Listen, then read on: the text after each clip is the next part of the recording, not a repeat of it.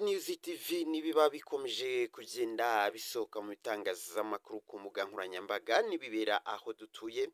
Reka nizere ko rero aho muherereye hose mumeze neza cyane, ntago nakwinjira mu makuru ntabanje kubasuhuza no kubaha yambo, ndetse nabifuriza imigisha y'Imana, uburinzi bw'Imana n'ibyiza itanga ko byajya bibana namwe umunsi ku wundi. Tuba tugarutse rero ngo tubagezeho amakuru kuba turimo kugenda dutohoza. Ejo nibwo twabagejeho inkuru y'umunyeshuri n'umukobwa basanzwe muri ghetto bapfuye hariya mu karere ka Rulindo. Uyu munyeshuri akaba yarigaga muri EPRC College Tumba. Kuri ubu ngubu rero nabakubwira yuko RIB yarangije gutangaza ibyavuye mu iperereza ry'ibanze, dore ko kuri iyi nkuru hagendaga havugwa byinshi cyane binyuranye bitewe n'amarangamutima y'abantu ndetse n'uko babitekereza, dore ko nta wari wakamenye ukuri kwabyo. Ni umunyeshuri rero wigaga mu ishuri rya EPRC Tumba. Uyu munyeshuri akaba yari afite imyaka 20 mu gihe uwo mukobwa yari afite imyaka 19 y'amavuko. Biravugwa ko rero nk'uko RIB yabitangaje, RIB yatangaje ko iperereza ry'ibanze ryagaragaje ko uyu muhungu ari we wishe uyu mukobwa arangije kumwica, nawe ahita yivutsa ubuzima yimanika muri supanete arapfa.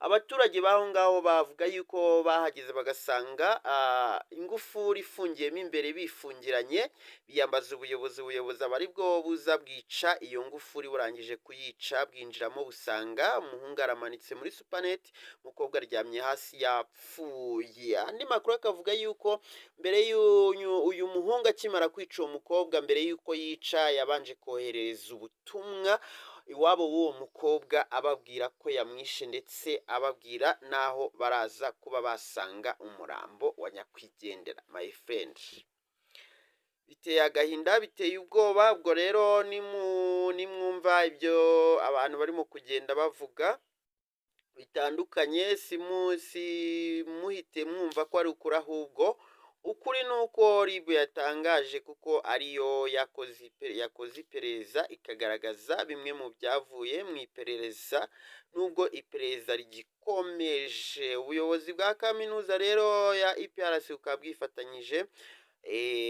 n'imiryango y'aba bombi, gusa ntago hari hatangazwa niba uwo mukobwa nawe yari umunyeshuri cyangwa se atari umunyeshuri.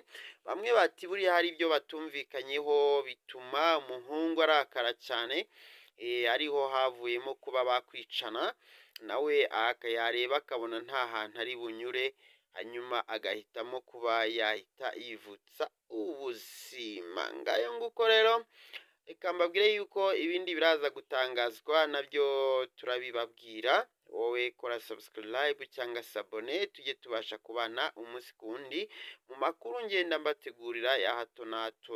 Ndabakunda cyane, kunda cyane.